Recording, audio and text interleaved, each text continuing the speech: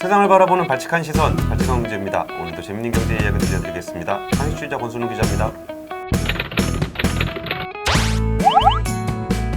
금사파. 네, 안녕하십니까. 금융을 샅샅이 파헤치자 허윤영입니다. 아, 오늘 딱 금융 사서 이렇게 좀 꼬이네요. 당직하다 와가지고 너무 정신이 없네. 요새 금융권의 가장 큰 이슈는 대출이죠. 맞습니다. 뭐 주담대 신용대출은 지나간 얘기고 지금 이제 또 얘기 나오는 게 바로 전세대출. 이걸 두고 어떻게 규제를 해야 되냐 말아야 되냐. 전세대출은 그래도 서민들 받는다 그래가지고 조금 이렇게 봐주는 게 있었는데 맞습니다. 이제 거의 뭐 한도까지 가고 있나 보네요. 그쵸. 이게 뭐 설명을 드리면은 예.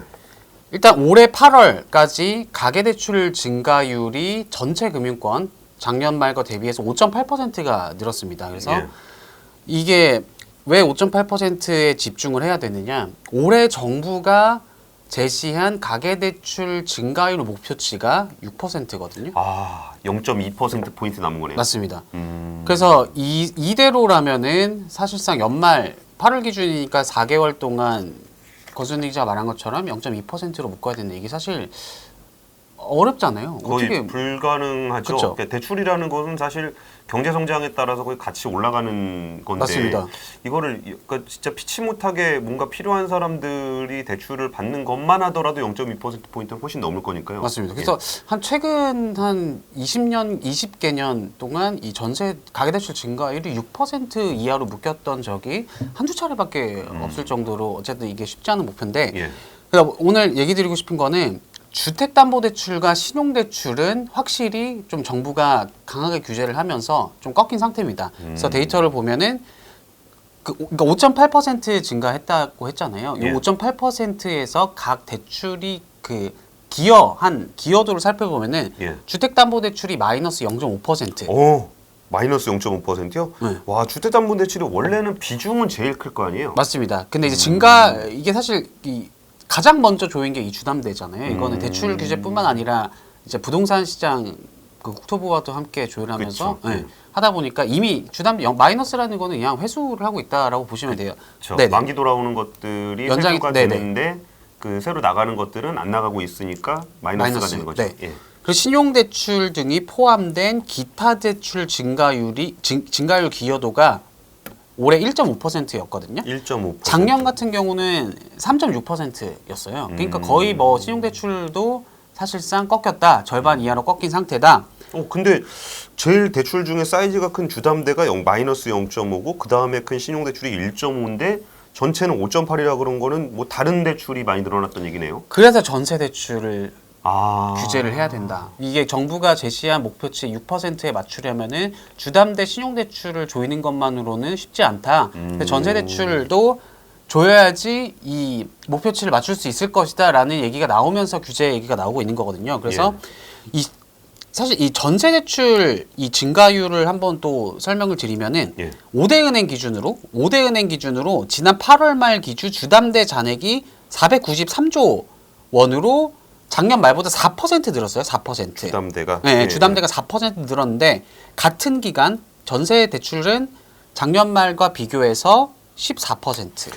와. 그러니까 금액으로 봐도 주담대가 작년 말과 비교해서 19조 원 늘었는데 예. 전세 대출이 늘어난 규모가 14조 원이거든요. 어. 그러니까 뭐 비율로는 뭐 주담대를 거의 3배 이상 증가율이 3배 이상 많이 늘었고 예. 규모로 봐도 사실 주담대 시장이 전체 대출 시장의 거의 절반을 차지하는 제일 큰 그쵸. 시장인데도 예. 이 전세 대출 규모가 주담대 증가율과 맞먹었다. 그러다 보니까 정부가 이 전세 대출을 규제해야 되는 거 아니냐라는 이야기가 나오고 있거든요. 그래서 전체 가계대출 증가액에서 전세 대출이 차지하는 증가분이 50%를 차지를 했습니다. 제가 아까 올해 가계대출 증가율이 현재까지 5.8%라고 말씀드렸잖아요. 예. 이 중에서 전세 대출의 기여도가 몇 퍼센트냐면 2.2%입니다. 그러니까 모든 대출 중에서 가장 높은 기여도. 네, 그러니까 올해 가계대출 상승분에서 가장 영향을 많이 끼친 게 바로 전세 대출입니다. 근데 이걸 두고 이제 좀 갑론을박이랄까? 이게 굉장히 많이 나오고 있거든요. 왜냐면 그러니까 네. 이전까지는 정부가 대출을 줄일 때 네네. 그러니까 사실 뭐 그런 명분들이 좀 있었잖아요. 이렇게 부동산을 좀 잡기 위해서 대출을 잡는다는 거. 그렇죠. 그리고 뭐 B2, 맞습니다. 영끌 뭐 이런 거 막는다는 거 했었는데 사실 전세 대출은 거의가 아니고 그냥 100% 실수잖아요. 맞습니다. 그래서 사실 1주택자들도 아마 받으시는 분들도 있을 텐데 다만 어쨌든 네. 자기가 들어가는 데서는 그 실수요 자기가 맞습니다. 전세할 때 들어가는 거니까. 그렇죠. 어쨌든. 예. 그러니까 게다가 이 1주택자들은 전세 대출을 그냥 받을 수 있는 게 아니라 예. 뭐 그 지역별로 투기 지역이냐 뭐 이게 차이가 있지만 대부분 그 수도권 지역 기준으로 9억 원을 초과한 아파트나 부동산을 가지신 분들은 전세 대출이 안 나오거든요. 작년 6월부터. 그러니까 지금 이미 1주택자분들의 전세 대출은 규제가 된 상태인데 예. 그렇다면 규제를 해야 되는 거는 타깃이 무주택자로 갈 수밖에 없는 거잖아요. 그래서 이게 좀 정부가 이 대출 정책을 하면서 항상 강조하는 말이 뭐냐면은 뭐 1주택자나 뭐 소위 말하는 투기 세력과의 전쟁 이렇게 얘기하면서 한편으로는 다만 실수요자 분들은 우리가 최대한 피해가 없게 하도록 하겠다. 예. 근데 이게 전세 대출이 조여진다 하면은 실수요자들에게 피해가 갈 수 있는 좀 그런 맹점이랄까요? 그런 게 얘기가 나오고 있고 그래서 좀 이 전세 대출을 들고 어떤 얘기가 오가냐면은 과연 이게 전세 대출이 늘어난 게 전세 가격도 상당히 많이 올랐잖아요. 예, 예. 그저께 보도된 기사 보면은 이 4년 전 서울 매매 가격이 지금 전세 가격이랑 게 비슷하다. 이 정도로 전세 가격이 많이 올랐는데, 그러니까 이 혹자에서는 이 전세 대출이 많이 증가한 거는 자연스럽게 전세가 가격이 올랐으니까 예. 이 차주 한 명이 받는 이 파이가 늘었기 때문에 늘었다. 그러니까 기존에 전세 살던 사람이 네. 그 다음에 전세를 살더라도 이게 전세값이 증액을 해야 올랐으니까 되니까. 대출은 증액을 해야 된다. 네네.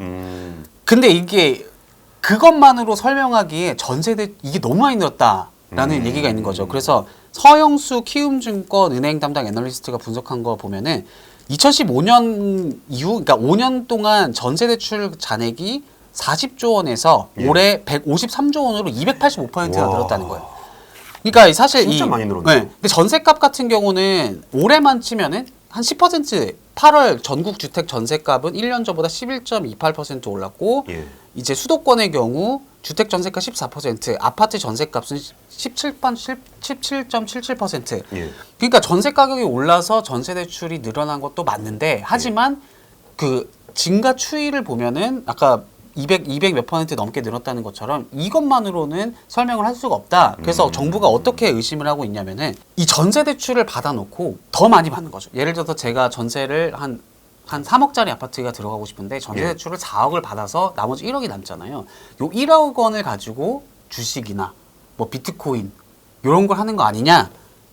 그게 가능합니까? 그러니까 저도 이게 좀 의문인 게 그러니까 전세 네. 대출은 전세금을 상한으로 해서 전세금의 몇 퍼센트 이렇게 받는 건데. 그렇죠. 근데 뭐 저런 경우는 있을 수 있죠. 뭐 내가 예를 들어서 4억짜리 들어가는데 뭐 3억 정도를 대출을 받으려고 해요. 네네. 근데 내가 사실은 그 돈이 그러면 내 돈은 한 1억 원 있어야 되는 거잖아요. 네네, 그쵸. 근데 사실 돈이 한 3억 원 있는 거야. 그쵸. 근데 내가 3억 원 있는데 내 돈을 안 쓰고 네. 대출을 2억 원 받아서 쓴 다음에 내 돈으로는 투자를 하고 이럴 수는 있을 것 같은데 아까 얘기한 그거는 현실성이 있는 얘기예요? 권순희 기자 말한 것처럼 제가 시드머니가 예를 들어서 한 4억짜리 대출을 받으려고 하면은 그 시중은행 기준으로 80%까지 보통 나오거든요. 그러니까 예, 예. 3억 2천만 원을 받을 수가 있잖아요. 예, 예. 그럼 제 시드머니가 8천만 원이 필요한 건데, 예, 예. 근데 제가 만약에 권순희가 말한 것처럼, 내가 시드머니가 한 2억이 있어. 예. 근데 투자를 하고 싶어. 전세를 들어가야 되는데 8천만 원만 있다. 난 풀로 받겠다. 이러면은 잡을 수 있는 방법이 없는 거죠. 그러니까 이 전세 대출 같은 경우는 저도 전세를 해봐서 아는데 은행이 바로 이 집주인한테 계좌를 쏘는 구조라 그렇죠. 남는 거를 이렇게 하기가 어렵거든요. 예, 예. 다만 이 정부에서 하는 거는 권순희가 말한 날 시드머니가 있는데도 불구하고 전세 대출을 더 많이 받아서 이제 그거를 그 남는 돈을 자산, 뭐 부동산이나 아니면은 비트코인, 주식 이런 거에 투자하는 수요가 있지 않겠냐라는 걸 의심을 하고 있는 상황. 왜냐면은 신용대출이 어마어마하게 늘어났으니까. 근데 이게 좀 딜레마가 아까 처음에 말한 것처럼 이 전세대출은 진짜 수요자들이 대부분이거든요. 그래서 일부 투기에 활용하려는 이분들을 잡기 위해서 전세대출 전체를 규제한다? 이게 과연 좀 적절한가? 근데 뭐 저런 부분은 분명히 있을 거예요. 이게 그 전세 대출 세입자 그러니까 내가 이제 전세를 들어가는 사람 입장에서 생각해 보면은 네. 이건 투기 자금이 아니라고 생각하는 건데 그쵸. 나의 실수요니까. 네. 근데 내가 그러니까 내가 전세를 들어간 그 돈은 집주인한테 가는 거잖아요. 맞습니다. 그러니까 그러니까 전세 개념이 일종의 사채 개념인 건데 내가 집주인한테 돈을 빌려주고 이자를 내가 받는 게 아니고 이제 주거 서비스. 네. 이 집을 사용하면서 월세를 내지 않는 거니까 그거는 집주인 입장에서는 그 전세 사람한테 사채를 이제 빌려 쓰게 되는 거고 그리고 그 사채의 근원은 정부가 되는 거기 때문에 그쵸. 그 사람은 정부의 LTV 규제를 받지 않고 갭 투자를 통해서 이렇게 좀 주택을 늘려갈 수 있는 부분이 있거든요. 그러니까 전세 대출을 꼭 이렇게 수요자 관점에서만 보면은 좀 그렇게 볼 수도 있는데 오히려 그 갭 투자하는 사람 입장에서 보면은 그러니까 내가 은행에서 돈을 빌리는 게 아니고 그쵸. 세입자한테 돈 빌려오라고 하게 되는 거지. 맞습니다. 그러니까 전세 대출을 막게 되는 건 사실 그걸 막는 효과가 분명히 있기는 그쵸. 있을 거예요. 그런 예. 측면에서 그 정부가 말한 이 전세 대출이 갭 투자에 활용된다라는 예. 거에서는 할 말이 없죠. 근데 이게 과연 그걸 잡기 위해서 이 전체 전세 대출 중에 갭 투자하는 사람 분들 말고 실제로 사시는 분, 실제로 그러니까 실수요자분들도 투자를 많으니까. 하는 분들이 많은데, 그러니까 어쨌든 그걸 잡기 위해서 실수요로 살고 있는 전세 세입자의 대출을 막으면 이쪽으로 피해가 그쵸. 가지 않냐 이런 부분들이 조금 우려가 되기는 합니다. 맞습니다. 예. 그 가계부채 담는 거에 또 다른 딜레마는 또 뭐가 있어요? 그 전세대 그러니까 그 지금까지 설명드린 게 올해 가계대출 증가율이 5.8%가 늘었다. 그런데 이 중에서 주택담보대출과 신용대출은 증가율이 확실히 꺾였다. 예. 그렇다면 정부가 목표치로 한 6%를 하기 위해선 제가 방금 말씀드린 첫 번째 전세대출 증가율을 잡아야 된다. 예, 예. 두 번째가 정책 모기지. 아. 이것도 사실 굉장히 이건 더 큰 딜레마. 보증부 대출이죠, 그거는. 맞습니다. 이거는 전세 대출보다 어떻게 보면은 더 큰 딜레마일 수도 있거든요. 아, 그러네요. 네. 이거는 정부에서 말 그대로 주거 지원을 하기 위해서 만든 제도인데. 맞습니다. 예. 근데 물론 아직까지 정부가 전세 대출 같은 경우는 시그널을 보내고 있지만 이 보금자리론이나 이런 정책 대출 같은 경우는 최대한 그래도 실수요자분들을 이용하는 거기 때문에 좀 우리가 이런 걸 좀 살펴보겠다.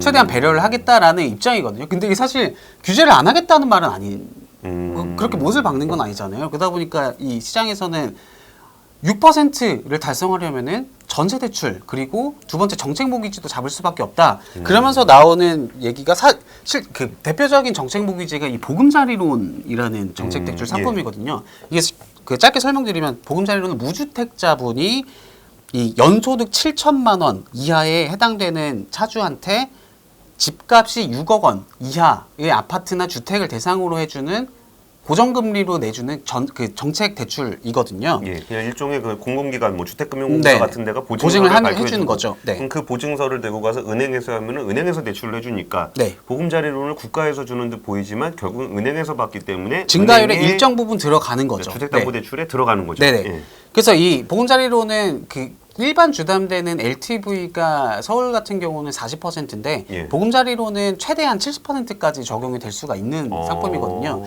근데 이게 문제가 보금자리론이 너무 많이 늘었어요. 이게 제가 그 민형배 의원실에서 받은 자료를 한번 봤는데 예. 2019년 기준으로 보금자리론 전체 공급액이 얼마였냐? 19조 원이었거든요. 예, 예. 근데 작년 1년 뒤인 2020년에는 26조 5,500억 원. 네. 와. 올해는 8월까지 16조, 17조 원인데, 그러니까 2019년에 전체에 해당되는 규모가 올해는 8개월 만에 거의 비슷한 수준까지 왔다라고 예. 보시면 됩니다. 그러니까 2019년에서 2020년 그리고 올해까지 보금자리론이 가파르게 늘었다. 이게 뭘 의미하냐면은 무주택자분들의 내 집 마련 수요가 엄청나게 이어졌다라는 그러네요. 걸 수도 있잖아요. 아까 제가 가계대출 증가율 기여도 중에 가장 많은 기여도를 차지한다는 게 전세대출 2.2% 포인트. 네. 그리고 아까 주택담보대출이 1.5, 신용대출이 1.5, 네네. 그리고 주택담보대출이 마이너스 마이너스 0.5. 예. 그런데 이 보금자리론을 포함한 정책 모기지가 차지하는 기여도 몇 퍼센트냐? 1.6% 포인트. 그러니까 전세대출 다음으로 신용대출보다 더 많네요. 맞습니다. 오. 물론 여기에는 보금자리론뿐만 아니라 뭐 적격대출이니 아니면 여러 가지 정책 모기지가 다 포함된 거긴 한데 예. 대표적인 게 보금자리론이거든요. 예. 그래서 이게 1.6% 포인트가 차지하고 있어서 전세대출에 이어서 두 번째로 그럼 이제 시장에서 어떻게 나오냐? 그러니까 그러니까 어쨌든 정책 모기지에서 0.2% 포인트만 올라도 은행은 아무 대출을 할 수 없게 되는 맞습니다. 거죠? 네. 그러니까 6%를 정부가 제시한 이 목표치 6%를 맞추기 위해서 전세대출 규제는 사실상 지금 확정이 됐다. 이어서 보금자리론 같은 정책모기지에까지 손을 대는 게 아니냐. 근데 이거는 전세대출 문제는 아무것도 아닌 것 같아요. 사실 보금자리론에 뭔가 규제를 가한다? 전세대출은 1주택자들이 받을 수 있는 여지가 있고 그다음에 예. 권순우 기자가 말한 것처럼 어쨌든 다주택자의 레버리지로 레벨리지도 쓸 수도 예. 있고 하지만 보금자리로는 무주택자분들 그리고 소득이 좀 뭐 낮다고는 볼 수 없지만 그래도 일정 소득 이하의 분들이 받는 대출이기 때문에 여기에 손을 댄다라고 하면은 정부가 지금 대출 규제를 하고 있는 어떤 그 와중에 강조하고 있는 우리 실수요자분들은 배려하겠습니다. 이걸 완전히 뒤엎어버리는 좀 그런 그림이 될 수가 있기 때문에 직접적인 규제는 하기 어려울 것 같아요. 그렇지만 뭐 금리를 높인다던가 실제로 이 그저께인가 이 주택금융공사에서 보금자리론 금리를 0.2%포인트 정도 올렸다고 해요. 예, 예. 그리고 어저께인가 그저께는 이제 금융위원장과 이 정책금융기관장 간담회에서 이 주금공 그 사장도 이제 참석을 했는데 이런 보금자리론 등을 포함한 이 정책 모기지에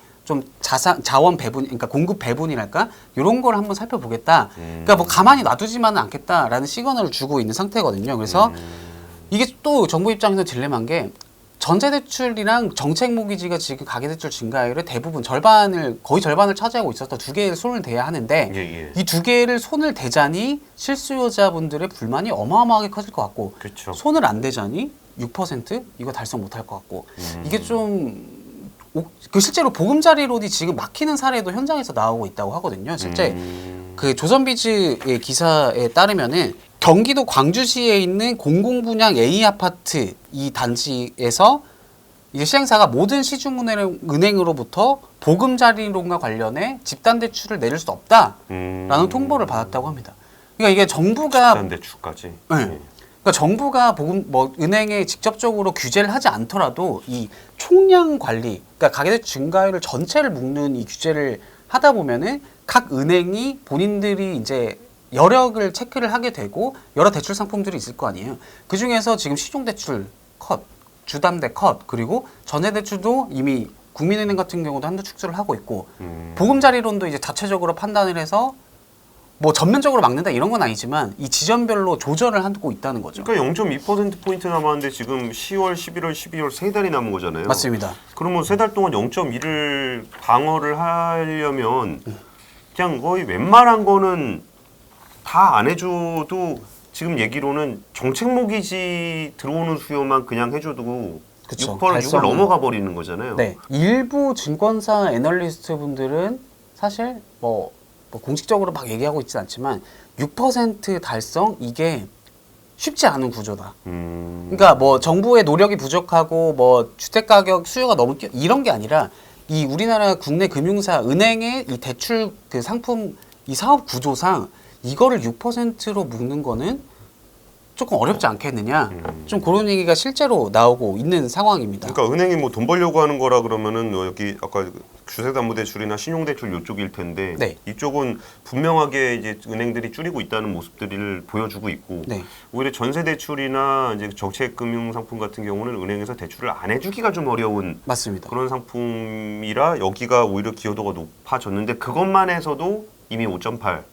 그러면 이게 처음부터 좀 무리한 목표였지 않았겠느냐 이제 이런 얘기인 그쵸. 거네요. 그런 얘기가 나오고 있지만 정부는 굉장히 금융당국은 굉장히 강경한데 올해 6% 그리고 내년에도 뭐 6%로 묶을지 아니면은 여기보다 조금 더 늘어날지는 모르겠지만 어쨌든 총량 규제를 내년까지 이어가겠다라고 얘기한 상태라 조금 이 무주택자들이 받는 이 대출 그리고 전세대출 같이 실수요자분들이 받는 대출 이걸 어떻게 다룰 것인가 좀 이 딜레마 이거 어떻게 보면 한계랄까 여기에 온 상황이 아닌가. 그래서 연말에 이 하반기 금융당국 대출 정책에 이게 좀 포인트가 이걸 어떻게 조율을 할지 좀 굉장히 어려운 난제를 풀어가야 하는 그런 상황인 것 같습니다. 알겠습니다. 이게 가계부채 대책은 뭐 필요하죠. 필요하고 부동산도 좀 잡아야 하고 하는 것도 다 필요한 것 같은데 이게 실제로 그렇게 되고 나니까 보니까 가계부채에서 부동산 대출은 별로 안 남고 그러니까. 전세 대출하고 이제 정책금융을 잡아야만 달성할 수 있는 상황이 집값은 또 안정화되고 있는 느낌이 있더라고요. 자료를 보면은 그럼 자연스럽게 사실 이 부동산 집값을 잡자고 대출 규제를 도입한 건데 지금 상황은 뭐 물론 대출 규제로 인해서 부동산 집값 이게 좀 제한된 측면이 있겠지만 지금은 이게 좀 반대로 된 느낌? 너무 그냥 부동산이고 뭐 목적이 뭐든 어쨌든 이 가계대출 전체만 우리만 묶으면 된다. 좀 여기에 너무 맹목적으로 하는 느낌도 분명히 있는 상황인 것 같습니다. 알겠습니다. 이제 금융당국 관료들도 고민은 많을 것 같아요. 네네네. 처음에 정책 목표를 해서 총량을 잡아놨는데 뭔가 좀 덩그러니 자기들만 나와 있는 것 같은 느낌도 들 거고 그리고 이제 지금 남은 데가 보금자리론하고 전세밖에 없다 그쵸. 그러면 이걸 잡았을 때 욕을 엄청 먹을 것 같은 그런 느낌도 좀 있을 거고 앞으로 이 숫자를 어떻게 맞춰 나갈지는 허윤영 기자가 앞으로 쭉 좀 팔로우하면서 좀 앞으로도 얘기를 전해드리도록 하겠습니다. 오늘 준비한 얘기는 여기까지고요. 지금까지 발칙한 경제였습니다. 감사합니다.